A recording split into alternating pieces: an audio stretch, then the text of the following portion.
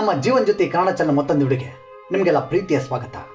ಸ್ನೇಹಿತರೆ, ಪ್ರಪಂಚದ ವಿವಿಧ ಧರ್ಮಗಳಲ್ಲಿ ಹಿಂದೂ ಧರ್ಮ ತನ್ನದೇ ಆದಂತಹ ಸ್ಥಾನವನ್ನು ಪಡೆದುಕೊಂಡಿದೆ. ಹಿಂದೂ ಧರ್ಮದ ಸಂಸ್ಕೃತಿ ಜಗತ್ತಿನಾದ್ಯಂತ ಪರಿಚಯವಾಗಿದ್ದು, ಹಿಂದೂ ಧರ್ಮದ ದೇವಾಲಯಗಳಂತೂ ಪ್ರವಾಸಿಗರ ಸ್ವರ್ಗ ತಾಣ ಅಂದರೆ ತಪ್ಪಾಗಲಾರದು.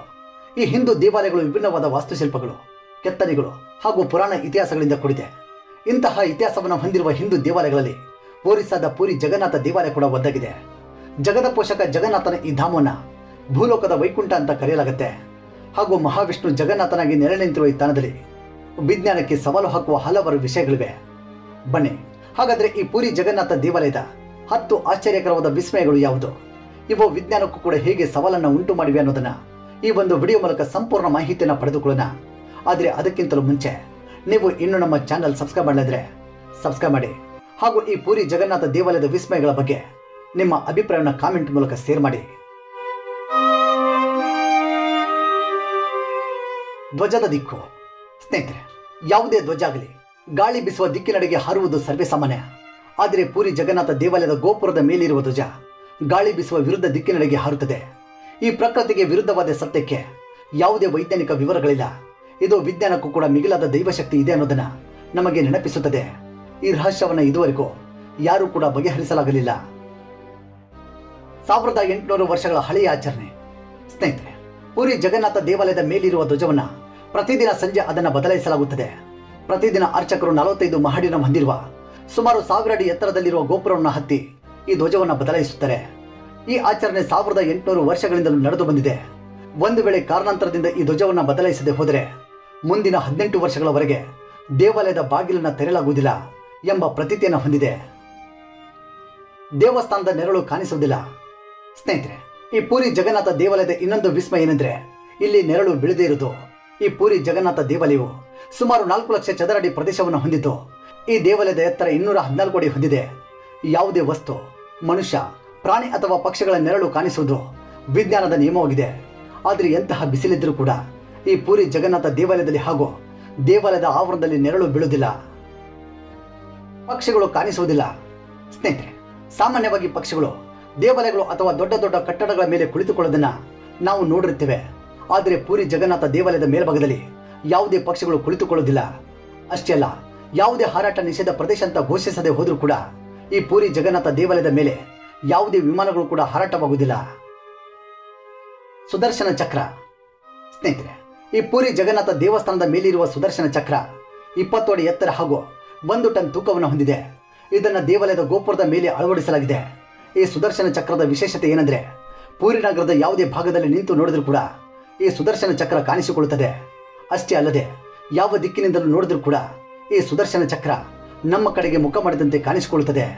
ಈ ಸುದರ್ಶನ ಚಕ್ರವನ್ನು 2000 ವರ್ಷಗಳ ಹಿಂದೆ ಸ್ಥಾಪನೆ ಮಾಡಲಾಗಿದೆ ಅಂತ ಹೇಳಲಾಗುತ್ತೆ. ಹಾಗೂ ಈ ಸುದರ್ಶನ ಚಕ್ರವನ್ನ ಸಿಖ್ ಚಕ್ರವೆಂದು ಕೂಡ ಕರೆಯಲಾಗುತ್ತೆ. ಇಷ್ಟು ಭಾರವಾದ ಚಕ್ರವನ್ನ ಅಷ್ಟು ಎತ್ತರದಲ್ಲಿ ಅದು ಹೇಗೆ ಸ್ಥಾಪನೆ ಮಾಡಿರಬಹುದು ಅನ್ನೋದು ಕೂಡ ಒಂದು ವಿಸ್ಮಯವಾಗಿದೆ. ಸಮುದ್ರದ ಶಬ್ದ.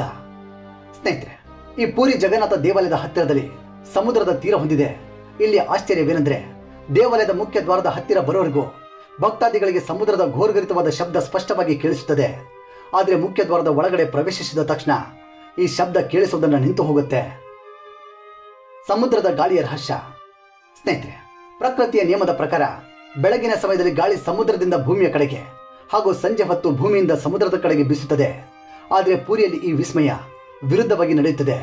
ಇದು ಕೂಡ ವಿಜ್ಞಾನಕ್ಕೆ ಭೇದಿಸಲಾಗದ ಒಂದು ವಿಸ್ಮಯವಾಗಿದೆ. ಪ್ರಸಾದದ ರಹಸ್ಯ. ಸ್ನೇಹಿತರೆ, ಈ ಪುರಿ ಜಗನ್ನಾಥ ದೇವಾಲಯಕ್ಕೆ ಪ್ರತಿದಿನ ಲಕ್ಷಾಂತರ ಭಕ್ತಾದಿಗಳು ಆಗಮಿಸ್ತಾರೆ.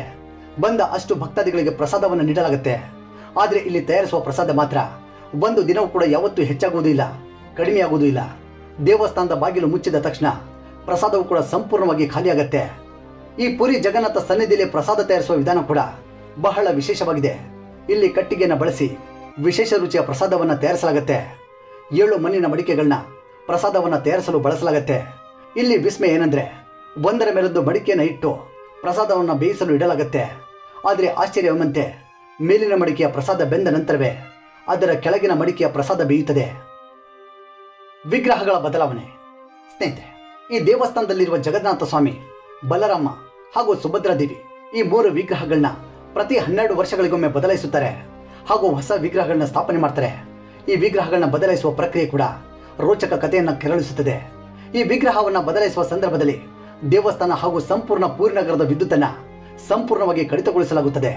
ಹಾಗೂ ಈ ಕಾರ್ಯವನ್ನು ಸಾಕಷ್ಟು ಬಿಗಿ ಭದ್ರತೆಯಿಂದ ನಡೆಸಲು ದೇವಸ್ಥಾನದ ಹೊರಗಡೆ CRPF ತುಕಡಿಯನ್ನು ನಿಯೋಜಿಸಲಾಗುತ್ತೆ. ಹಾಗೂ ಈ ಸಂದರ್ಭದಲ್ಲಿ ದೇವಸ್ಥಾನದ ಒಳಗಡೆ ಸಂಪೂರ್ಣ ಪ್ರವೇಶವನ್ನು ನಿರ್ಬಂಧಿಸಲಾಗುತ್ತೆ.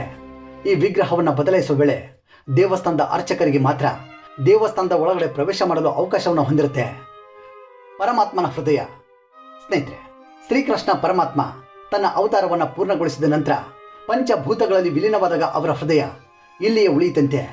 ಆ ಹೃದಯ ಜಗನ್ನಾಥ ಸ್ವಾಮಿಯವರ ಮೂರ್ತಿಯಲ್ಲಿ ಇಂದಿಗೂ ಜೀವಂತವಾಗಿದೆ ಅಂತ ಪ್ರತೀತಿಯನ್ನು ಹೊಂದಿದೆ. ಸ್ನೇಹಿತರೆ, ಸೃಷ್ಟಿಯ ಹಲವಾರು ಘಟನೆಗಳಿಗೆ ವಿಜ್ಞಾನವು ಕೂಡ ಉತ್ತರಿಸಲು ಸಾಧ್ಯವಾಗುವುದಿಲ್ಲ.